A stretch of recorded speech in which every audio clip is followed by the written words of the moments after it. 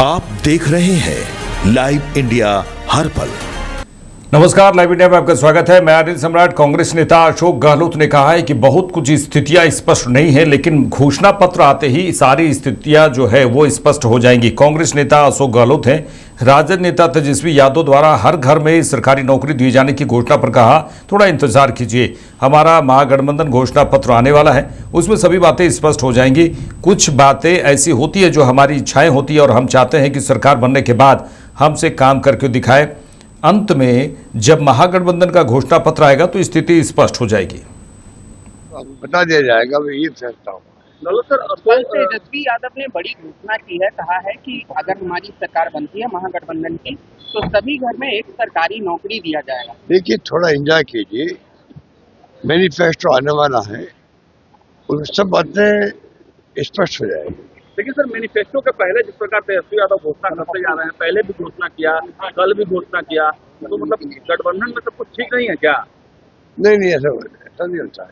कुछ बातें ऐसी होती है जो सोच लेते हैं कि भाई ये हमारी इच्छा ये है कि हम चाहते हैं कि सरकार बने हमारी, तो हम कुछ करके दिखाएं। तो उसमें आदमी सुझाव देता है भाई हम ये भी कर सकते हैं। अल्टीमेटली जब मैनिफेस्टो आएगा गठबंधन का, तब स्थिति स्पष्ट हो जाएगी। अब्दुल बारी सिद्दीकी। बीजेपी नेता तरुण चुग ने महागठबंधन और तेजस्वी यादव पर सीधे सीधे कई आरोप लगाए हैं। उन्होंने कहा कि इंडी गठबंधन झूठ बोलने के बादशाहों का समूह है। बीजेपी नेता तरुण चुग ने राजद नेता तेजस्वी यादव द्वारा हर घर में सरकारी नौकरी दिए जाने की घोषणा पर कहा कि इंडी गठबंधन वादा खिलाफी, झूठ बोलने के बादशाहों का समूह, जंगल राज, तानाशाही, भ्रष्टाचार, लूटपाट का इतिहास जिनका रहा हो, वो आज रोजगार की बात कर रहे हैं।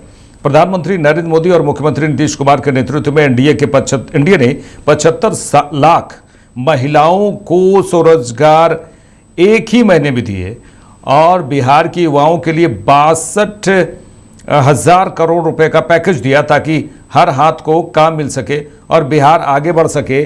कांग्रेस और लालू यादव के समय में बिहार बीमारू राज्य था और प्रधानमंत्री नरेंद्र मोदी और मुख्यमंत्री नीतीश कुमार के नेतृत्व में बिहार विकास की ओर आगे बढ़ रहा है।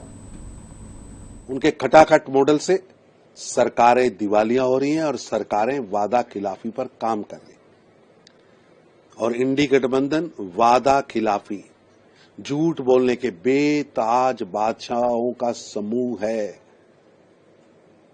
जंगल राज, तानाशाही, वंशवाद, भ्रष्टाचार के लूटपाट के इतिहास जिनका रहा हो, वो आज रोजगार की बात कर रहे हैं। प्रधानमंत्री मोदी और नीतीश कुमार जी के नेतृत्व में राष्ट्रीय जनतांत्रिक गठबंधन ने 75 लाख महिलाओं को स्वयं रोजगार एक ही महीने में दे दिया और बिहार के युवाओं के लिए 62,000 करोड़ का पैकेज, ताकि हर हाथ को काम मिल सके, रोजगार मिल सके और बिहार आगे बढ़ सके। कांग्रेस और लालू यादव के समय बिहार बीमारू राज्यों का सबसे अग्रणीय था। उस बीमारू राज्य से विकास की ओर बढ़ता हुआ बिहार प्रधानमंत्री मोदी जी और नीतीश कुमार जी के नेतृत्व में आगे बढ़ रहा है।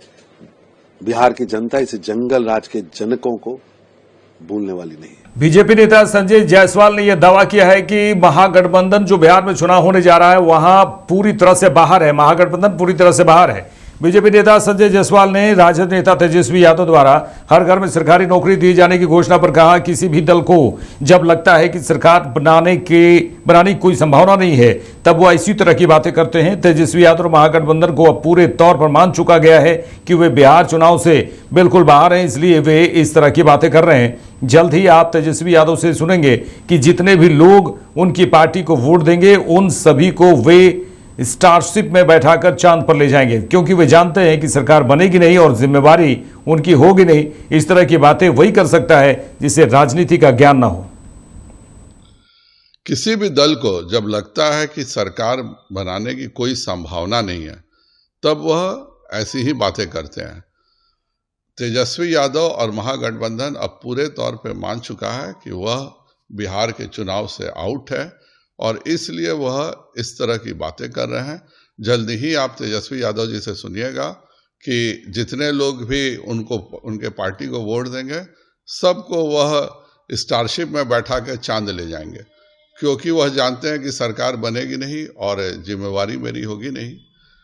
इस तरह की बातें वही कर सकता है जिसको राजनीति का क ख का भी ज्ञान। केदारनाथ दर्शन पर उत्तराखंड के सीएम पुष्कर सिंह धामी ने कहा है कि जो यात्राएं हुई है, काफी संख्या में श्रद्धालु पहुंचे हैं और काफी संख्या में श्रद्धालु और पहुंचने की उम्मीद है। उत्तराखंड के मुख्यमंत्री पुष्कर सिंह धामी ने कहा, इस वर्ष काफी आपदा रही, लेकिन इसके बावजूद भी दूसरे चरण की यात्रा बहुत अच्छे से चल रही है। हम इस साल 46 लाख श्रद्धालुओं का आंकड़ा पार कर चुके हैं और केदारनाथ में दर्शन करने वाले श्रद्धालुओं की संख्या 16 लाख तक पहुंच चुकी है।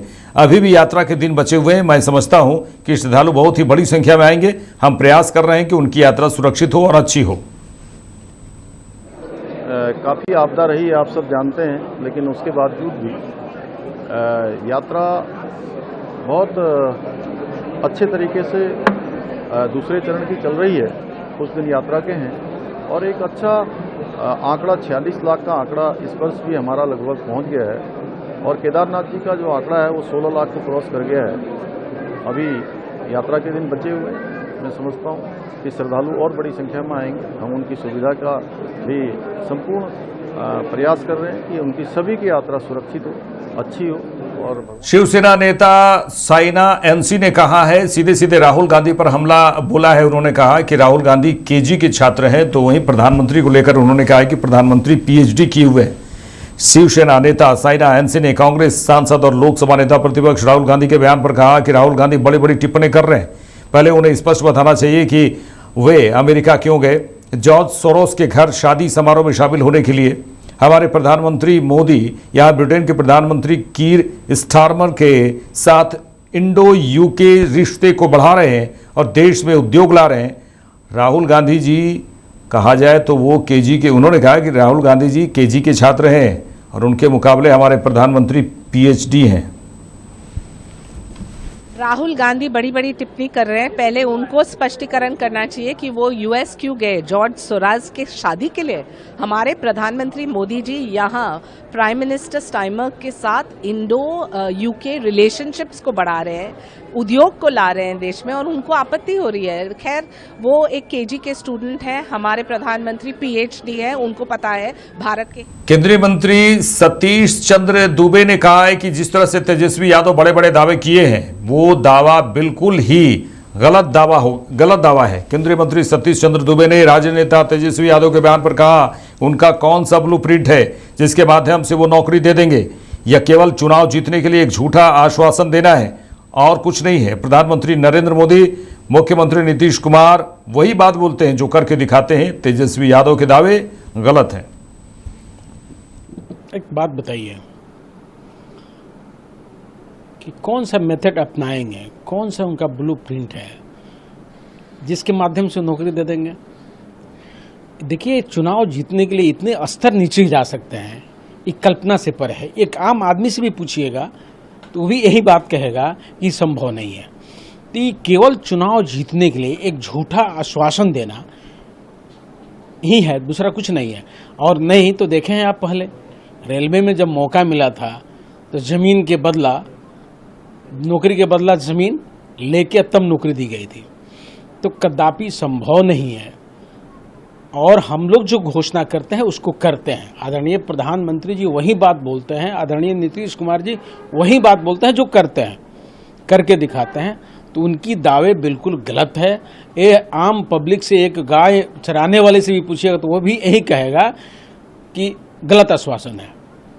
दूसरी तरफ जो सीटों का एनडीए हो समझौता नहीं हो पा रहा है। देखिए अभी तो आप न्यूज आप ही के माध्यम से चल रहा है, अभी मीडिया लोगों के माध्यम से चला कि सब कुछ ठीक हो गया, सब कुछ ठीक था। सबकी इच्छा होती है कि थोड़ा मेरा सीट बढ़े।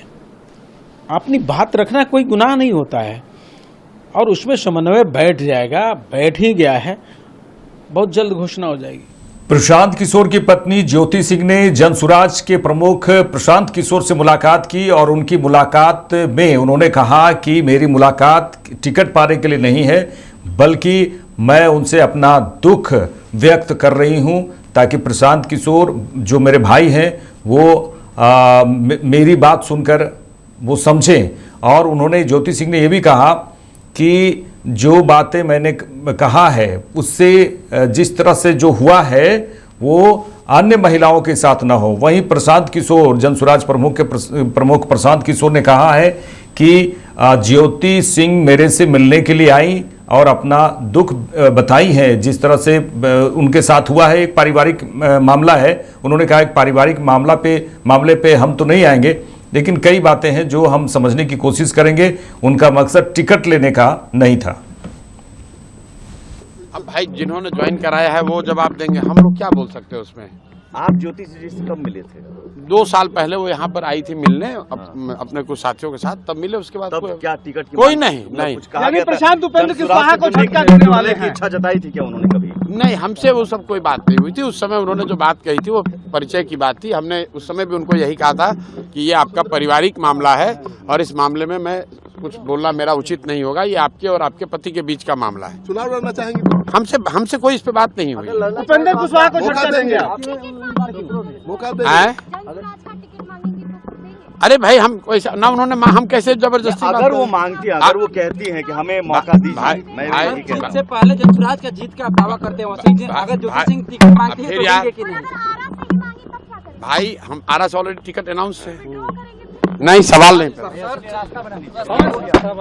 अरे मेरे आप लोग सवाल पर हाइपोथेटिकल सवाल किए जा रहे हैं। हम पर्दे के पीछे कोई डील करते नहीं है, किसी के पारिवारिक मामले में, व्यक्तिगत मामलों में पड़ते नहीं। व्यक्तिगत मामले की और तीसरी बात, जो टिकट की बात है वो किसी एक व्यक्ति के लिए उसका रूल बदलेगा नहीं। जो पहले से व्यवस्था बनी हुई है, आरा से ऑलरेडी टिकट डिक्लेयर्ड है। डॉक्टर विजय गुप्ता वहां से हम लोग के उम्मीदवार। मेरे साथ इस बुलेटिन में इतना ही। देश दुनिया की तमाम खबरों के लिए देखते रहिए लाइव इंडिया। नमस्कार।